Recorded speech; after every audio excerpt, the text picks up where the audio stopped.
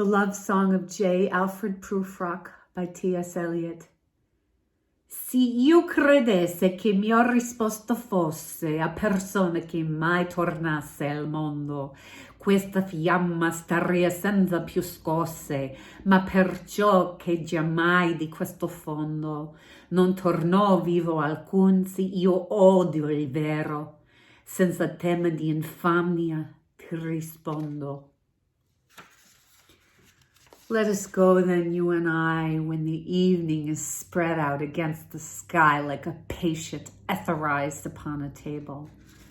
Let us go through certain half-deserted streets, the muttering retreats of restless nights in one-night cheap hotels and sawdust restaurants with oyster shells, streets that follow like a tedious argument of insidious intent to lead you to an overwhelming question. Oh, do not ask, what is it? Let us go and make our visit. In the room, the women come and go, talking of Michelangelo. The yellow fog that rubs its back upon the window panes, the yellow smoke that rubs its muzzle on the window panes, licked its tongue into the corners of the evening, lingered upon pools that stand in drains. Let fall upon its back the soot that falls from chimneys, slipped by the terrace, made a sudden leap, and seeing that it was a soft October night, curled once about the house and fell asleep. And indeed there will be time for the yellow smoke that slides along the street, rubbing its back upon the window panes.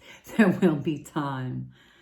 There will be time to prepare a face to meet the faces that you meet. There will be time to murder and create, and time for all the works and days of hands that lift and drop a question on your plate. Time for you, and time for me, and time yet for 100 indecisions and for 100 visions and revisions before the taking of a toast and tea. In the room, the women come and go, talking of Michelangelo. And indeed, there will be time to wonder, do I dare? And do I dare? Time to turn back and descend the stair with a bald spot in the middle of my hair. They will say how his hair is growing thin. My morning coat, my collar mounted firmly to the chin, my necktie rich and modest, but asserted by a simple pin.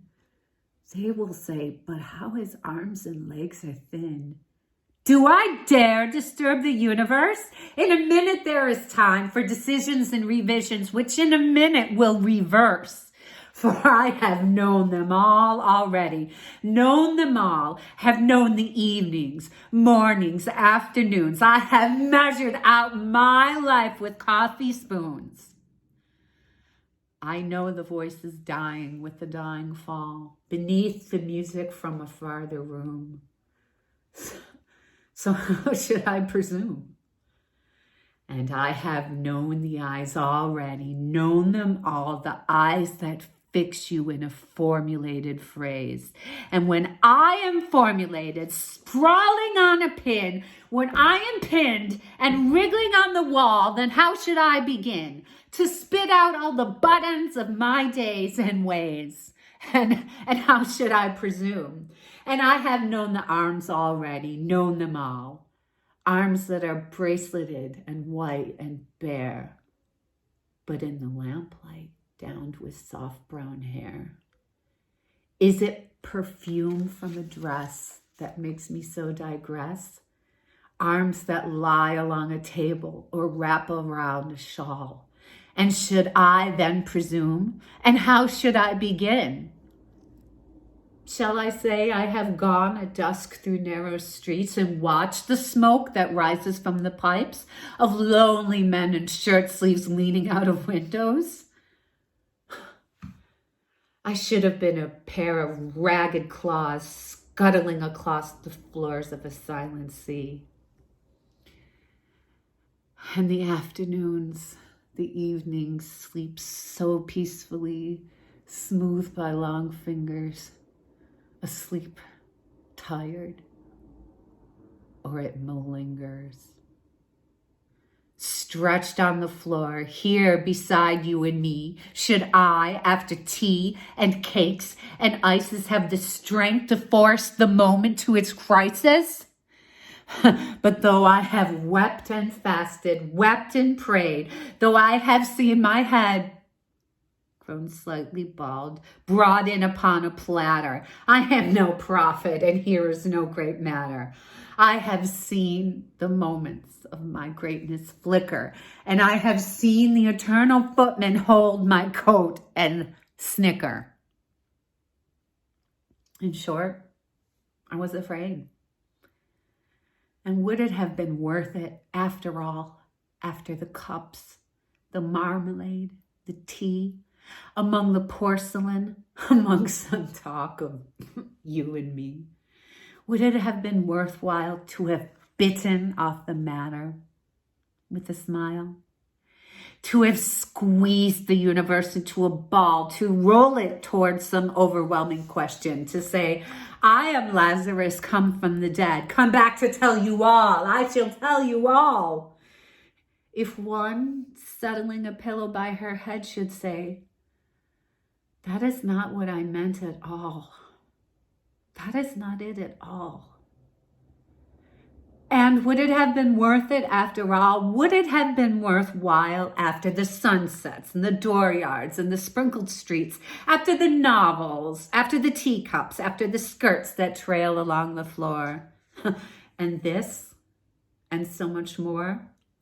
It is impossible to say just what I mean. But as if a magic lantern threw the nerves and patterns on a screen, would it have been worthwhile if one, settling a pillow or throwing off a shawl and turning towards the window, should say, that is not it at all. That is not what I meant at all.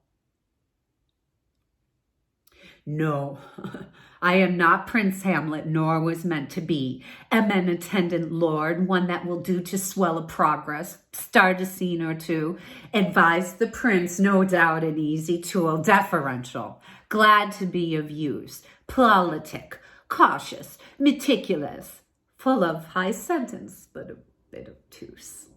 At times, indeed, almost ridiculous. At times almost a fool.